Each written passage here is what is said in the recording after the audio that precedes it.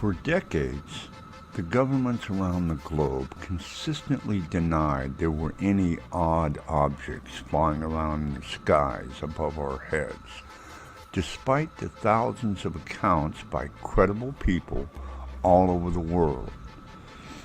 That all changed in 2017 with the release of a front-page story in the New York Times related to a previously unknown government program investigating those very same odd objects flying around in the skies above our heads. Initially, most people were ecstatic over this great revelation, but the initial fervor dwindled somewhat quickly as the next news cycle ushered in some new shiny object to gawk at. Mainstream news organizations that had heretofore avoided this subject like the plague were all of a sudden all on board to disclose this information to the general public. Broadcast outlets like 60 Minutes, Showtime, and 7 News in Australia all presented broadcasts covering this subject in great detail. Upon further research, it was found that the initial disclosure made by the American military was in 2004, but it was not disclosed to the general public until 2017. Why is this? Why is it that all of a sudden the U.S. government feels the need to put forth facts to the public that they have clearly and emphatically denied for decades on end? As many of you may remember, President Carter, Reagan, and Clinton all made claims to the public that they would get to the bottom of this once and for all and let the American people know the truth. Nothing ever came of those promises, and the presidents were denied access to this information by the various government agencies that held it. I have no doubt that those previously elected officials truly wanted to bring this topic out in the open for the public to digest on its own, but they were all stymied by the secret keeper agencies within the government. Now all of a sudden, this is no longer the case. Why?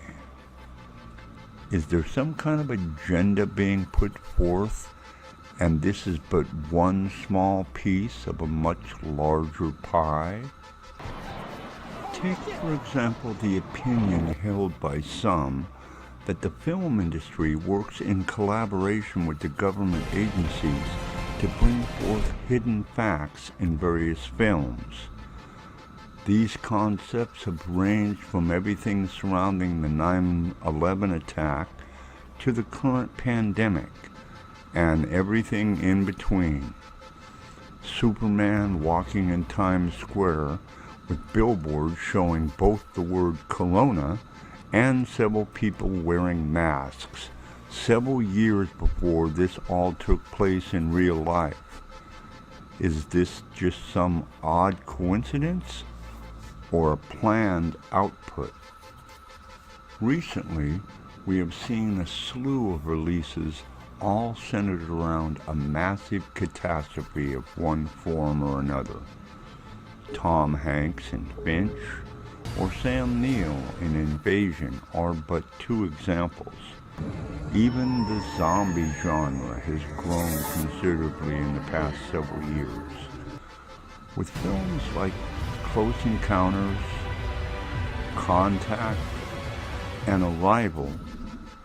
A footprint is planted within people's minds that these entities exist, and now we have the government saying so in no uncertain terms, that there's stuff flying around out there that they cannot explain.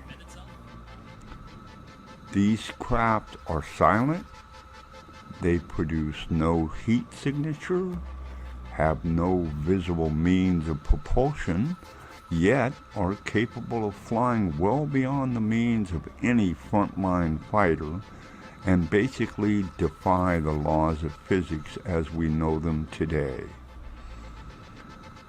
Every religion on earth has stories of entities from above descending to teach the humble humans how to live a better life. Be it an angel, a Shiva, or some other form of description of a heavenly body, none of them are from down here, so just from a purely practical standpoint, they have to be alien to us. We may not know what their origins are, but they sure as heck ain't from Ohio.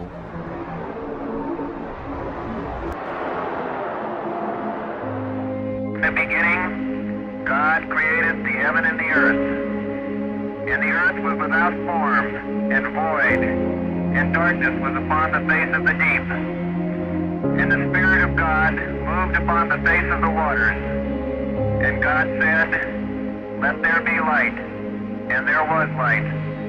And God saw the light, that it was good. And God divided the light from the darkness. I'll see if they can take a front fender off and put it on the back there. They need to know where it broke off. With rock? See if it's a feasible procedure. Okay, verify it's our C-foot D-pad. What are those things going over? What is that, Jack? Hey, something just hit here. What blew? Hey, what is that? Just kept flying over the top of our head.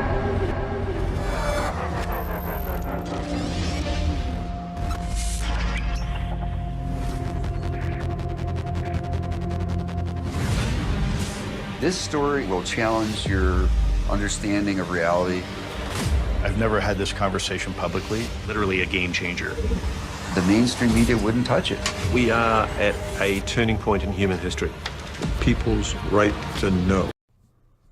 The government held a series of hearings on this UAP subject, as is it now being called, and there was little, if any, significant information ushered into the public domain. The initial disclosure hoopla seemed promising, but other than a report category caveat of other, little new information was put forth. Scientific discussion on this subject has taken place, and in many instances has drawn the conclusion that these objects are simply beyond the capabilities of any military or government entity that exists today. More than 50 years ago, the U.S. government ended Project Blue Book, an effort to catalog and understand sightings of objects in the air that could not otherwise be explained. For more than 20 years, that project had treated unidentified anomalies in our airspace as a national security threat to be monitored and investigated. In 2017, we learned for the first time that the Department of Defense had quietly restarted a similar organization tracking what we now call unidentified aerial phenomena, or UAPs. Last year, Congress rewrote the charter for that organization, now called the Airborne Object Identification and Management Synchronization Group, or AIM-SOG. For short, today we will bring that organization out of the shadows. This hearing and oversight work has a simple idea at its core. Unidentified aerial phenomena are a potential national security threat, and they need to be treated that way. For too long, the stigma associated with UAPs has gotten in the way of good intelligence analysis. Pilots avoided reporting or were laughed at when they did. DoD officials relegated the issue to the back room or swept it under the rug entirely. We know that our service members have encountered unidentified aerial phenomena, and because UAPs pose potential flight safety and general security risks, we are committed to a focused effort to determine their origins. Since the early 2000s, we have seen an increasing number of unauthorized and or unidentified aircraft or objects in military-controlled training areas and training ranges and other designated airspace. Reports of sightings are frequent and continuing. We attribute this increase in reporting to a number of factors, including our work to destigmatize reporting, an increase in the number of new systems such as quadcopters and unmanned aerial systems that are in our airspace, identification of what we can classify as clutter, mylar balloons and other types of air trash, and improvements in the capabilities of our various sensors to detect things in our airspace. Or do you think that this is coming from somewhere else? Well, the Pentagon has listed, I think, 5 different options. One option, of course, is that they're weather balloons or something that's an artifact of our space program. Maybe a piece of rocket that is plunging back into the Earth's atmosphere. That's one category. Another category is anomalous weather events. They happen, and they have to be looked at very carefully. But the last option is other. That is not just the Russians or the Chinese, because these objects apparently can gyrate faster than what the Chinese and the Russians can muster, but it opened the door to the possibility of other. They didn't specify what other was, but you can fill in the dots yourself. Now, one possibility for other is hypersonic drones. We see that in warfare now. The Russians, in the Battle of Ukraine, is actually using hypersonic drones to hit targets inside Ukraine. To be hypersonic, you have to go faster than Mach 5. Anything faster than 5 times the speed of sound is called hypersonic. And so the Russians are now fielding hypersonic drones in warfare. But you see, this is something just in the last few months. These sightings, they go back decades into the past, with objects executing these gyrations decades ago. And that's why you have to take them seriously. So the Commander David Fravor event that we talked about off the Nimitz, that was 2004. Do we have an accurate understanding about military capability in terms of like drones and propulsion systems from 2004?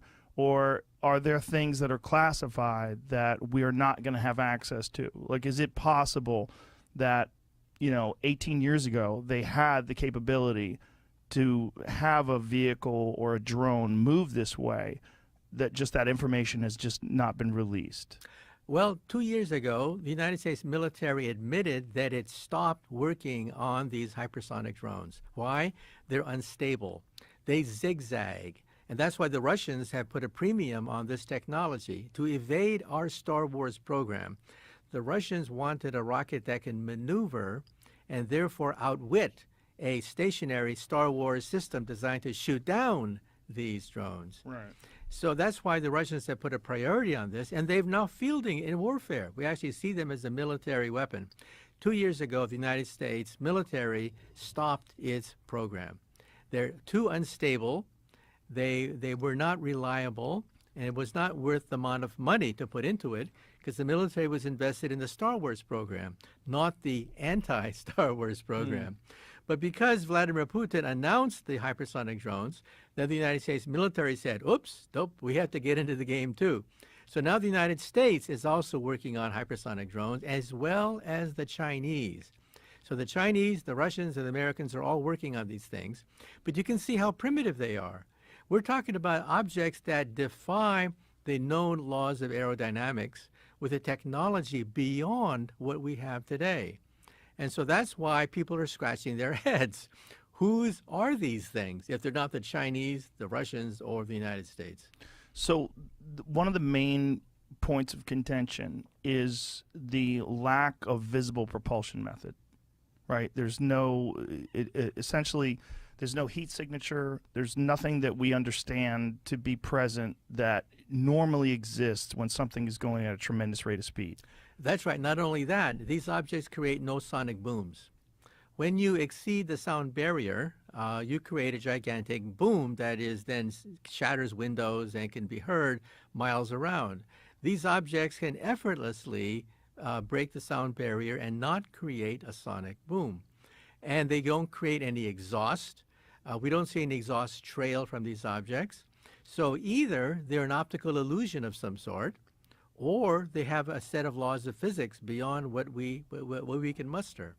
Now, if they are a optical illusion, if an object were to move in front of your eyes, traveling at a very slow velocity, but you don't know how far they are away, you may think that object is very far away from you, traveling at enormous velocities. So a weather balloon drifting in front of your eyes can simulate an object traveling at hypersonic velocities if you think that weather balloon is far away from you. So how do you tell the difference? Well, you look at wind patterns. It turns out that many of these sightings, these objects defy the direction of the wind. If they are weather balloons that you confuse with a flying saucer, then they would be moving with the direction of the wind. But these objects do not do that. These objects can go against the direction of the wind. Not only that, but we have multiple sightings. If an object is very, very far away, if an object is close to you, but you think it's far away, then it's traveling at an enormous velocity, while it's actually just drifting in front of your eyes. How do you tell the difference? By having multiple sensors: radar, infrared sensors, visual sighting. Then you can tell how far this object is away from you, and then you can say that, nope, it's an optical illusion. Well, we do that now. We have multiple sightings of these objects. By radar, we know how the velocity, the distance. Each time it comes out to be real. And so that's why we're scratching our heads. Who has this capability? And the answer is, we don't know. Is there anything that's theoretical that you're aware of that could be applied, like from some other planet or some other galaxy or whatever, that something that maybe we have theorized that could be responsible for the way these things are able to move? Well, when I talk to my friends who are physicists like myself about these things, they sort of laugh, giggle, their eyes roll up to the heavens, and they say something very simple, that a rocket using conventional means would take 70,000 years to reach us from the nearest star. Therefore, these objects cannot exist. 70,000 years for a Saturn rocket traveling at 25,000 miles per hour to go from a nearest star to the planet Earth. That's why most scientists disregard these sightings, because they defy the laws of Einstein. But isn't that kind of silly? Isn't that kind of like saying, you can't, you know how long it would take you to get a horse from Los Angeles to Sydney, Australia? Isn't that kind of like saying that? Exactly. And that's why I say that assumes that these aliens or whatever are maybe 100 years more advanced than us. But open your mind to the possibility that they are 1,000 years more advanced than us. 1,000 years is nothing compared to the age of the universe. Right. The universe is about 13 billion plus years old. That's how the age of the universe. And so the age of a civilization, just a few thousand years ahead of us, that is just a blink of an eye to the universe itself. And once you go to higher energies, the laws of physics begin to break down. The laws of Einstein and the laws of the quantum theory break down at something called the Planck energy. Why is that important? That's what I do for a living. I work on something called string theory, which lives at the Planck energy. The Planck energy is 10 to the 19 billion electron volts. That is a quadrillion times more powerful than our most powerful atom smasher outside Geneva, Switzerland. Any civilization that could harness the Planck energy would be able to become masters of space and time. Space and time, as we know it, become unstable at the Planck energy, which is far beyond anything that we can muster here on the planet Earth. So we physicists theorize, how advanced do you have to be to access the Planck energy? Well, we rank them. The Kardashev scale says that there could be type 1, type 2, or type 3 civilizations. A type 1 civilization is maybe 100 years more advanced than us, to maybe 1,000 years, sort of like Buck Rogers or Flash Gordon. They control the weather. Volcanoes, earthquakes, anything planetary, they control. That's type 1. Then there's type 2. Type 2 is stellar. They harness the power of an entire star, like Star Trek. Star Trek would be a typical type 2 civilization, where they manipulate entire stars. Then there's type 3. Type 3 is galactic. They roam the galactic space lanes. They play with black holes, like the Empire of the Star Wars series would be a typical type 3 civilization. Then the next question is, what type do you have to be to harness the Planck energy? The energy at which space and time become unstable, where wormholes may develop, gateways through space and time, portals through empty space. You have to be type 2 or most likely type 3. Then the next question is, how long will it take before you become type 3? Well, we are maybe 100 years away from being type 1. We're maybe a few thousand years from being type 2, and we're maybe 100,000 years from being type 3. And 100,000 years is nothing on a galactic scale. The age of the universe is, as I said, over 13 billion years old. And so once a civilization reaches the Planck energy, that is a type 3 civilization, space and time become your playground.